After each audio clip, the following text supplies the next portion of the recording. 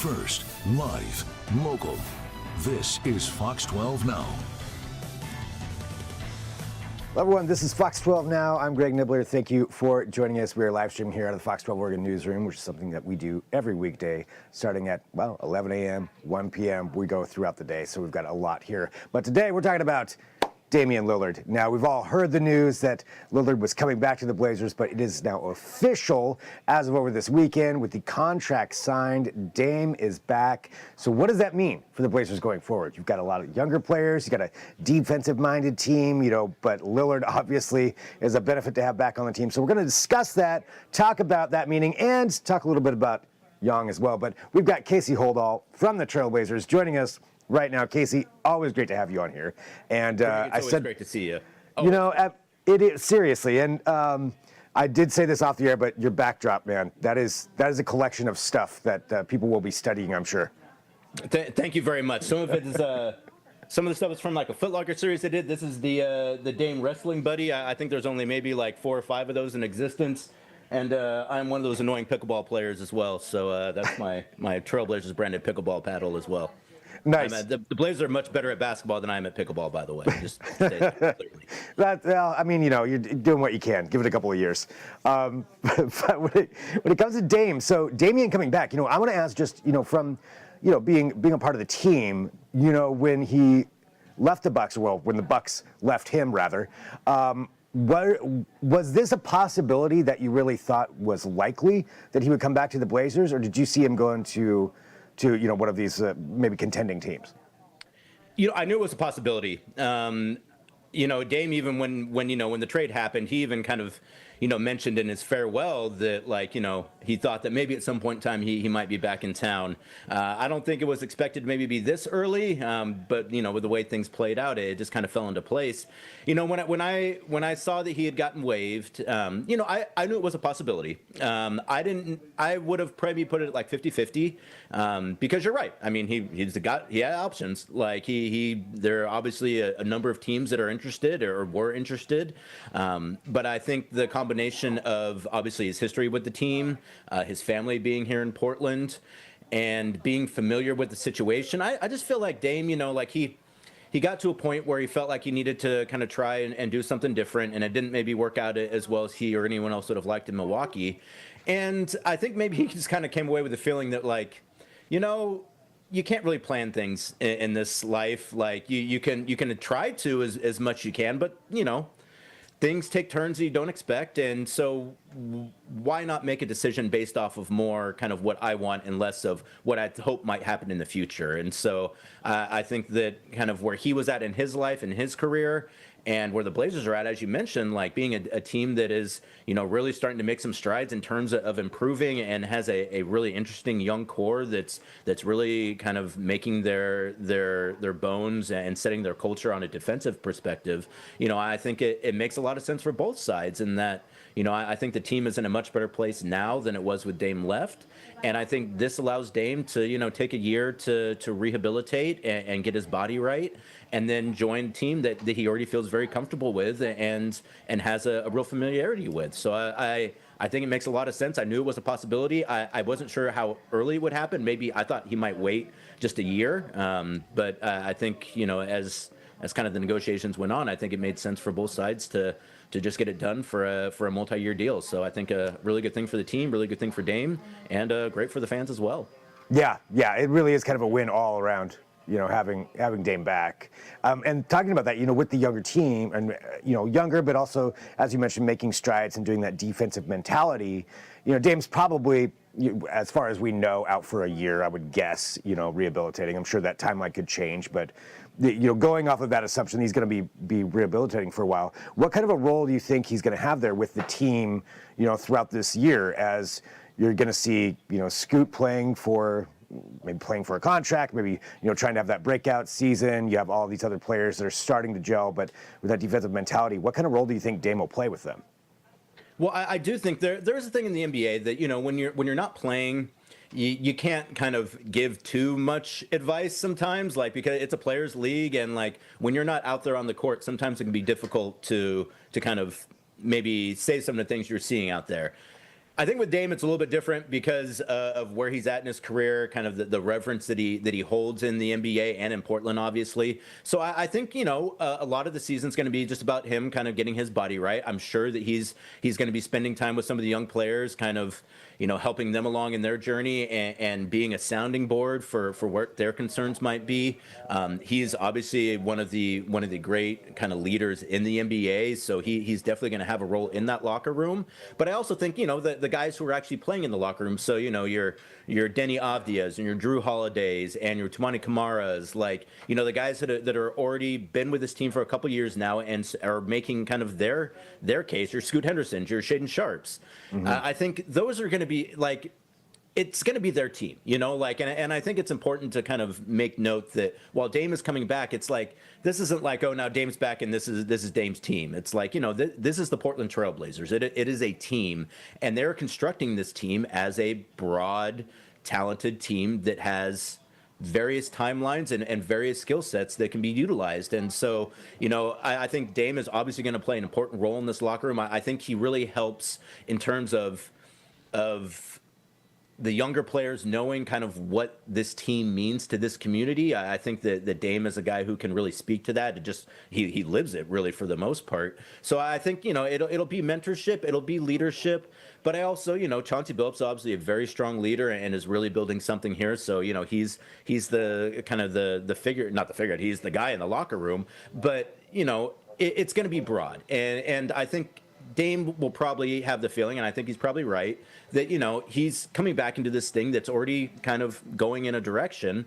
He wants to add to that direction. He doesn't want to change that direction, And so I think for him, it's going to be a balancing act of providing leadership and being a mentor and being someone in the locker room that guys can talk to, while also, letting them kind of make their own way and not necessarily stepping on toes for some of the other guys who are emerging as leaders in that locker room as well. So I think it gives him the ability to come back and play a role without there being pressure on him to kind of come back right away and really like be Damian Lillard from 5 or 6 years ago. So I think it'll grow and it'll change, but I think it's really going to be beneficial for the players. I think it's going to be beneficial for Dame, and I think it's going to be beneficial for the organization as well. Right. I think one thing you just mentioned there too, he doesn't have to rush back. So this isn't like a team that's, he's got to get back by, February or something, which probably isn't even something that's possible with that kind of an injury in that recovery time. But he can actually let himself heal and then come back when he's ready, whether that's a year later or whenever that may be, and see where that fit is in there. I mean, it is an exciting team that they put together. Yeah. I mean, especially over this last year, that last half, some of those strides, and seeing like Denny and some of those players really kind of come into their own. Toumani, as you mentioned too. I mean, it's going to be an interesting season just in general, and that's even with Dame on the side. But I mean, having Dame just there as that back pocket to see where this goes after this year, and then think, okay, if they make another stride, then you put Dame back in there. I mean, he may not be Dame from 6 years ago. I mean, nobody is. A time comes for everybody, but he's still going to probably be able to shoot. I mean, he's still going to be able to do a lot of those things that would certainly help out a team. I think it's going to be interesting to see. It really will be, Greg, and you're exactly right. I mean, Dame's got a whole lot left in the tank, and you got to come back from an Achilles, and that's not easy. But I mean, you look at Dame's numbers last year. I think he averaged like 25 points, 7 assists, like 4 or 5 rebounds on like 46% shooting from the field, 37% shooting from three. I mean, like an all-star player. Like, and granted, he's going to be out for a year, but that's not just going to go away after a year. And I think if we know anything about Dame, and I know quite a bit about him from knowing him for the last decade, I mean, his rehabilitation, the work that he's going to put into coming back is going to be ridiculous. It's so much so that they'll probably even have to try to slow him down at some point in time. And so, yeah, you're exactly right. Like, it's a very exciting team. We've already seen them building. I think, take Dame out of it, like, I think there's a whole lot of reason to be excited about this team going into the 2025-26 season, just because, again, like you mentioned, what we saw in the second half of last year, the strides that Denny Avdia made in his first season in Portland, and really kind of taking a step from where he was at with the Wizards to where he's at now. And I think we're going to continue to see him ascend. I feel like he's still got a lot of room to grow in terms of his skills. Toumani, obviously, getting second-team all-defense in his second season. Obviously, the defense is there, and it's going to continue to improve. His offensive game is really coming around as well, particularly his ability to finish at the rim. Drew Holiday is an absolute dog. Like, I mean, the exact kind of guy you want kind of heading up your team, and from both from a leadership perspective in the locker room and on the court, a defensive, the kind of wing defender, guard defender that I don't know that we've ever really had in Portland before. Ever, maybe. Yeah. And then, you got the young guys in Shaden and Scoot and Donovan and, obviously Yang Hansen, not sure exactly how he figures into it next year, but very exciting summer league that he just had. I mean, again, I think you really, the kind of the tone I feel like shifted in Portland before kind of getting Dame. Like, it really started to feel like people were like, hey, this team is kind of starting to put it together here. And I think that they're going to continue to do that. I think, Chauncey, with an extension, really has the confidence to come in and coach the way he wants to coach. And I think we kind of saw that last year, him kind of making some moves that I think maybe earlier on in his career he wouldn't have made, that really worked out, and kind of setting a tone for like what the culture is going to be and how we're going to play and how we're going to conduct ourselves on the court. So I think that, and then to add Dame to that, whenever that does happen I think that's just there's a whole lot of reason to be optimistic and excited about what's going on in Portland right now. And, the fans always are anyways, usually.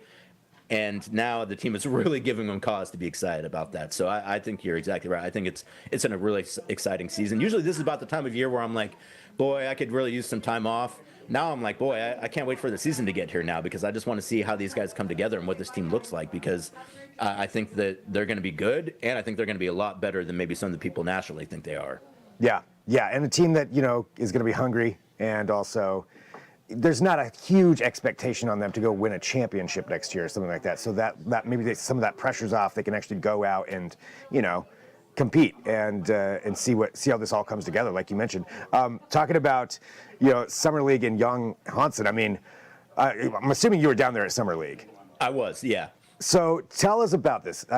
Tell us about Yang. Like, what is the feeling like with the organization? What is it like down there, talking to this guy? I mean, Hansen's a really interesting guy. I think obviously, they make the pick, and, the Blazers, the front office had been scouting him, trying to keep it as kind of under wraps as they possibly could for 2 years. So they really had a sense of who he was as a player. But the rest of us were kind of like, Yang Hansen? Like, I mean, I saw his workout in Portland. He looked great. Like, I saw him at the Combine. He looked great. But, we're almost like trained to be like, well, who are the mock drafts saying are going to be the players? And, like, those guys are kind of guessing like the rest of us are too. And so I think initially it was like, what do we have in this guy? And then, you watch some of the practices going into Summer League, and you're like, okay, I can kind of see what they were looking at here.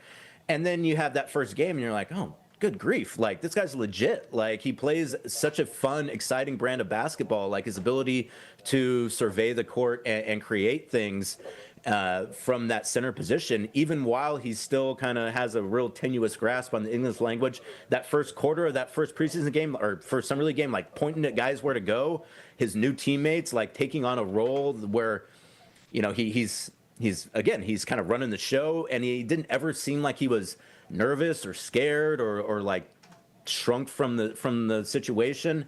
And then, like getting to know him a little bit, and just the horde of media that followed him around at Summer League. Like, that was, again, as someone who's been covering the team for years, like, we haven't had Denny, particularly on the East Coast, gets a lot of media, and that's kind of its own separate thing. But this was like on a different level with the amount of Chinese media that were basically just following Hansen around. Every media session had, I would say, 30 to 40 people in it. Wow. He would talk after every single game, which usually, like our kind of the standard approach is a guy talks one game, and then, maybe you get him in the next game off, and then he might talk the game after that, just kind of not put all the media responsibility on one guy. But like, this was a situation they're like, look, we have to make Hansen available every day because we're getting nonstop requests about him. I mean, like, I started a Red Note account when we got Hansen, I was like, probably have some new Chinese fans. Would make some sense to talk to them. Like, the response that I get right now has been surprising. and I'm just some idiot that talks about the team. Like I can't imagine what it's like for Hansen. Like it was a really fun situation too, because the international media kind of conducts themselves differently than the media here in the States, and so like a different perspective on kind of some of the questions and the interactions, and learning how to conduct interviews where you're asking Hansen the question, but then his interpreter is explaining it to him in Mandarin and then regurgitating it back to us. And then the Chinese questions, those getting interpreted to us by his interpreter, and then kind of figuring out what he's saying through that. Like it was a bit of a we're all kind of learning on the fly here a little bit, but it was incredibly exciting. And I think the great thing about it too is that, there was going to be that attention on Hansen anyways, but if he hadn't come out and performed as well, it probably feels a little hollow and feels a little like, what are we doing here? Like, but the fact that he played so well and really exceeded every expectation that I had, and I think probably every expectation probably most fans had as well, just made it that much more fun. Like, it was like, oh, good, we can talk about this thing because of the basketball and because of obviously the kind of the cultural piece of it as well. So, it was really exciting. I'm expecting it to. I'm really curious how that's going to play out here in Portland this season, because, I mean, there is a ton of interest and attention in Hansen. I imagine that a lot of our games, if not all of our games, are probably going to end up broadcasting in China. That'll be kind of it'll be interesting to see kind of the fan reaction we get from over there as well. So like the way that he played to kind of the way he conducts himself, again, he's a super sweet kid. He likes to laugh. He likes to joke. Like he's a very traditional NBA big man in that sense, and that like big guys typically like, the world treats him a little bit differently. You can't hide, so you got to kind of like, you're always on a little bit, I think, when you're that big. And for him to kind of conduct himself the way he has and just really have fun with it, and also like be really serious about the basketball, and like when he makes mistakes or when there's criticisms that he has of himself, he gets like very like serious when he's talking about it. Like it was an absolute pleasure. Summer League can kind of run on sometimes. Like I was there, I think, for 10 days, which is a long time to be in Vegas. Yeah. Period. And once the league goes on, like it kind of starts to get a little funky sometimes. And again, for me, I like book it, and then halfway through, I'm like, boy, I should have cut off like 3 or 4 days. I don't really need to be out there. But this year, like with Hansen and just with all of the interest around him and the way that he played, like it made the time go really fast. Which anyone who's spent any time in Las Vegas knows that after 2 or 3 days, you're kind of wondering if you're going to make it home in one piece. So it was a really good time. I'm really excited. I think fans are absolutely going to love Hansen. I don't know exactly what role he's going to have this year. Obviously, he's a young big man. It's going to take a little bit of time. He's going to have to acclimate to the NBA. But I think what you saw at Summer League was really encouraging. And again, a lot of cause for optimism for just what they're building here in Portland and how the roster is coming together, and just what they might be able to do with a little bit more time going forward. Yeah, I mean, I think that, as you mentioned, the actual play itself, if that hadn't been there, changes it a little bit. But I mean, the play was amazing, and then the personality, just from even just the stuff that's interpreted, or the occasional English word that I've seen anyway from him. I did see that, I guess, as much as the players are teaching him some different things, which is hilarious. It's great. It's pretty fun too.